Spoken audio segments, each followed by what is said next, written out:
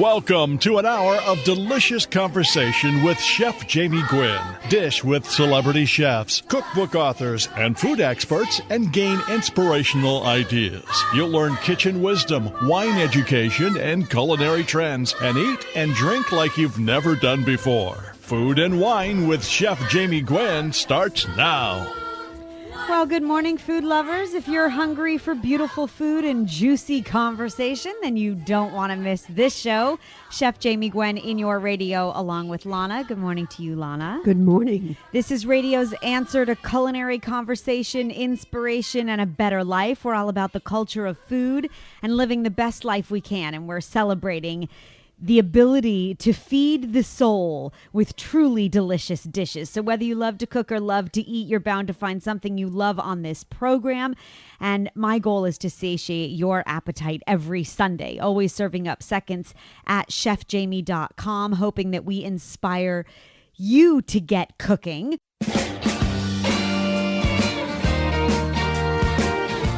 Welcome back. Chef Jamie Gwen along with Lana in your radio as the delicious conversation continues. This is your culinary playground, and we do have the best culinary thinkers on this show. Chef Michael McCarty, who was raising his own ducks and cooking seasonal, regional cuisine in the 1970s, was a pioneer in the culinary philosophy that now dominates American dining.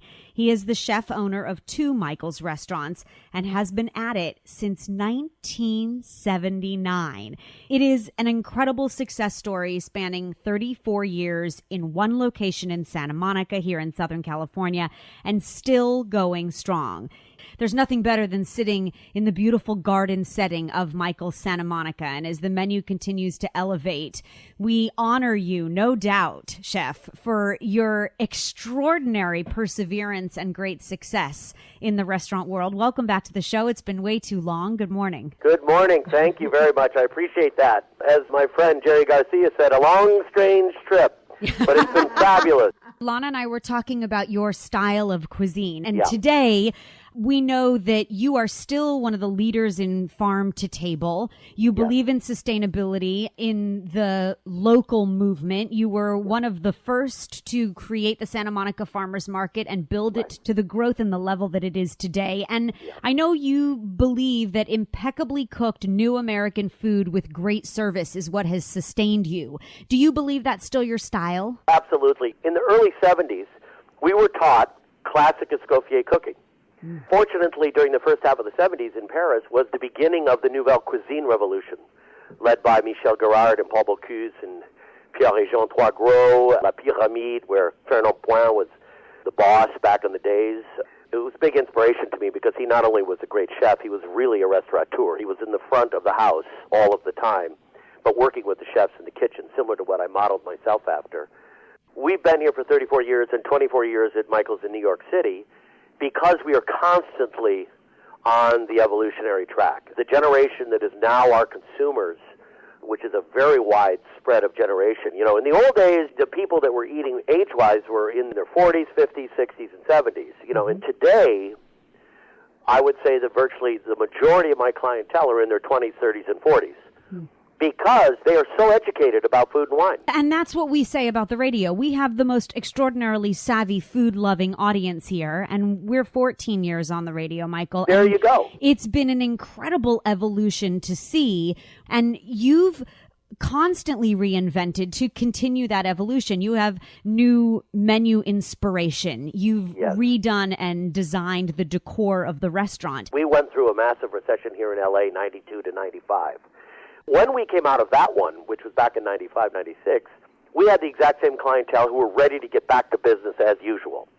When we went into this recession back in the fourth quarter of 2008, I had sensed that there was something different about it. There was a paradigm shift occurring here. And number one, it was the fact that there was a younger generation who was coming into the food world. The Great Recession is fabulous because what it does is it forces people to be creative. Standard operating procedure of a young restaurateur today in the last 5 years has been go to Brooklyn. Look at the proliferation of what I call storefront restaurants. They're little restaurants that have maybe 30, 40 seats. They focus on the concept, again, but on a much more reduced scale. Not the $15 million Las Vegas huge design restaurant that were being built around the United States. But you're very much in line with that, Michael, because Oh, yeah, you brought in yeah. a new young chef who was one of the Yes. under 30 rising stars. And what you're cooking now is very current cuisine. Exactly. What we did was we went from a standard 3-course concept, appetizer, main, dessert. We sort of just continued to evolve from that whole thinking, and we launched the new menu. We went from 18 items to 48 items. So what are you cooking now? Tell us. Well, we introduced the whole vegan category. The biggest change has been people of all ages would rather taste 6 bites of 6 different things than 6 bites of one thing. Okay, I have to agree with you entirely, Chef, because I just want a bite of what everyone else is having. That's exactly I don't right. want my own plate. I need a very long fork. Yes, that's correct.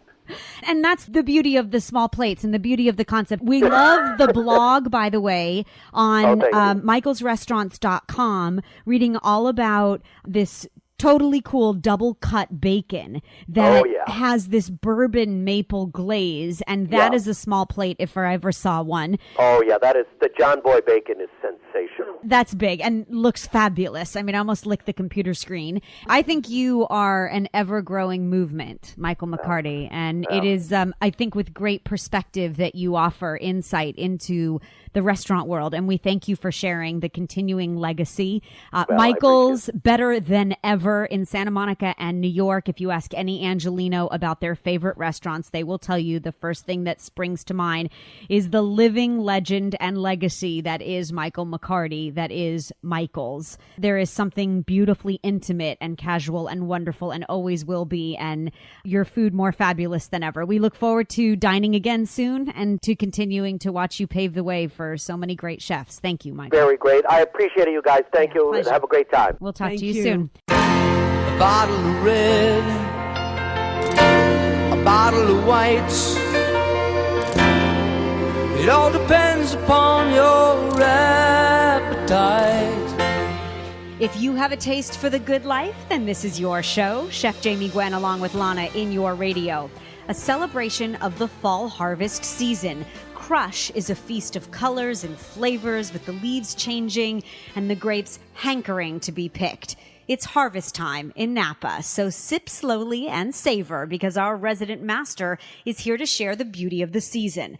Michael Jordan is the sommelier for the people, a master sommelier, and our resident personal wine guru. And he has a new home as the director of global key accounts for the Jackson family of fine wines.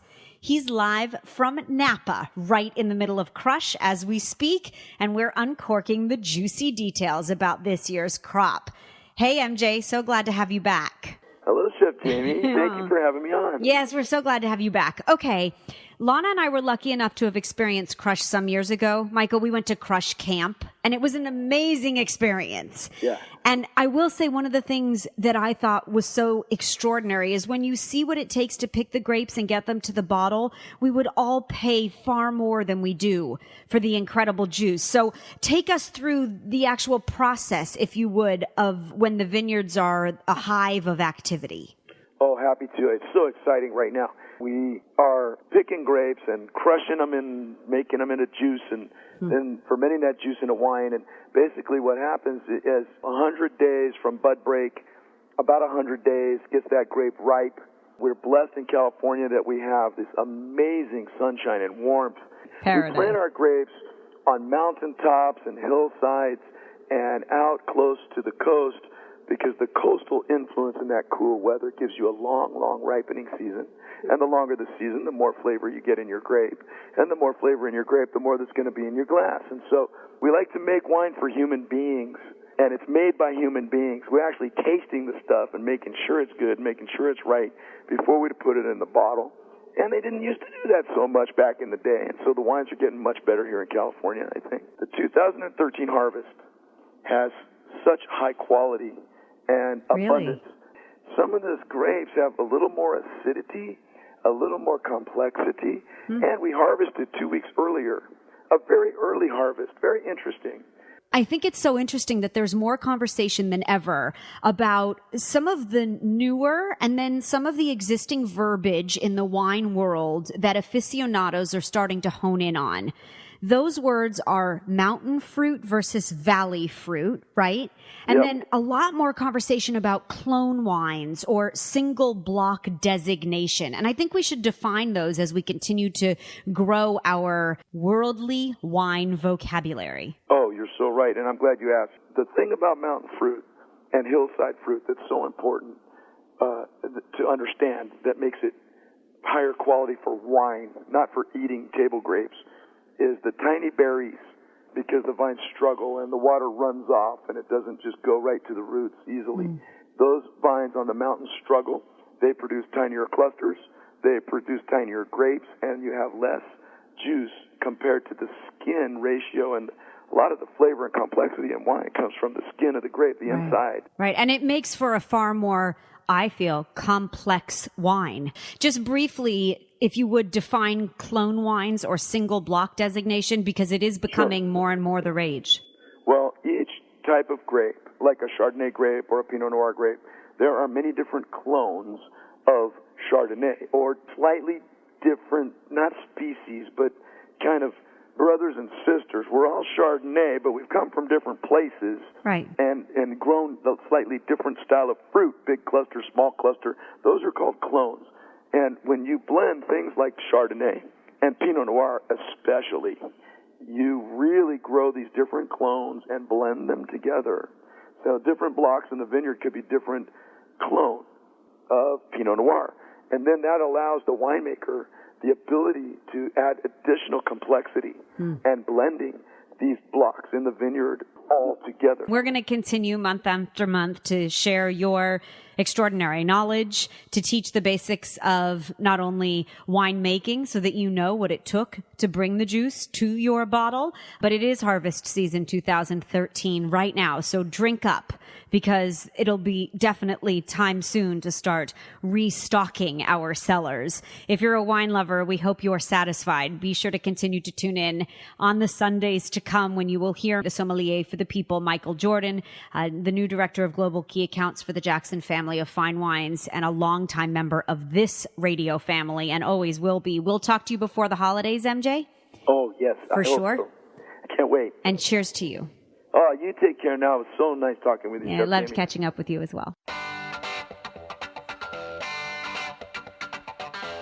It's delicious. It's divine. It's Food and Wine. Chef Jamie Gwen along with Lana in your radio. Oh, I am so excited to share with you. It's all the buzz, big personalities, high drama, the extraordinary behind-the-scenes story of the Food Network, the new book, a tell-all called From Scratch Inside the Food Network, written by Alan Salkin. Alan has been a journalist for publications like New York Magazine, The Village Voice, a reporter for the New York Times, and he's written over 200 features about food, culture, and media. You know his well-known piece that persuaded world-famous chefs like Ferran Adria and Jose Andres to come to his home and cook him dinner. It was quite an extraordinary story, and this one is too. As we embark on the Food Network's 20th anniversary, the tiny little network that started in 1993 has certainly experienced leaps and bounds in popularity. And if you've ever wanted to know the behind-the-scenes story, well, then just wait till you read it. Alan is here, and he joins us live, and I'm delighted. Congratulations, Alan. What a book. Thank you, Jamie. We all have our favorites. I have a long history with Emeril Lagasse. Maybe I should forewarn you of that. I do love the opening of your book and reading the story, sort of starting at the end or where we are now, per se, and then coming back to the beginning. You know, Emeril, I think I treat him well. You know, he was the one who brought the dump and stir cooking format of Julia Child into the new era by making a hybrid with The Tonight Show, with a band and a monologue, and he put that network on the map. If you watch now those shows and the hysteria of the crowds when he would throw garlic on something, this man was spreading the news of a way of appreciating food that America, for the most part, in most places in the country, had forgotten about or never knew about. And after 10 years, his audience had gotten older, and he never believed that they were really going to take him off the air, but he was on every night. And television is brutal. I believe, and maybe you do too, they should have found a way to keep him around. You know, maybe a half-hour show or once a week, or move it to later. But he was like an aging quarterback who didn't believe that they were really going to bench him, and they did. And it doesn't say pretty things about the network. No, and it didn't sit well with me either. I will tell you, I'm very proud to have been on the third to last show of Emerald Live. Oh. And still up until that point, I met him in 1997. His charisma has carried through, and he was still getting the roar of the crowd up until the end. And I agree. And you know, when you see now he's a judge on Top Chef, and he's sort of reinvented himself as a little more of a sort of low-key elder statesman of food. He's still got that twinkle in his eye. I think people love Emerald, and that's why I put it at the start of the book. I think they lost a little bit of their connection and humanity when they let him go. Could you dish on Rachel Ray? I thought it was so interesting to read the quote. In her first meeting at the Food Network, you write, quote, she said to the executives that she was sitting with, "Listen, you're champagne. I'm beer out of the bottle. I clearly don't belong here. I'm not a chef. You've been duped." Is that true? Yes, Rachel's a great character. You know, after 9/11, the network made a decision that it was going to put different kinds of personalities on the air. People like Giada De Laurentiis and Sandra Lee, who were more like neighbors or people whispering secrets to you that you could connect with rather than restaurant chefs. Emerald was able to connect even as a restaurant chef, but this was more the friendly aunt-like figure. And this is what they wanted. They said, no, we want beer in a bottle. And they gave her a pilot on Emerald's set. The kitchen staff was so used to swap-outs, you know, where they pull the cooked chicken out of the oven after 2 minutes after sliding the raw one in, that the kitchen staff had nothing to do except preheat her skillet. When she finally got her makeup on and poured the olive oil in when the cameras were finally rolling, boom! Up went a big cascade of fire. But Rachel, who is a hard worker who had experience on TV, kept smiling and did not stop, just poured some baking soda on it and kept going and showed that she had the mettle to be a TV star, which, love it or hate it, it's a TV network. The business of Food Network is not to get you to cook more or to know more about kale. It's to get you to watch more Food Network. And they've done it brilliantly, I will say. And credit to her, you're right. She made herself a TV star.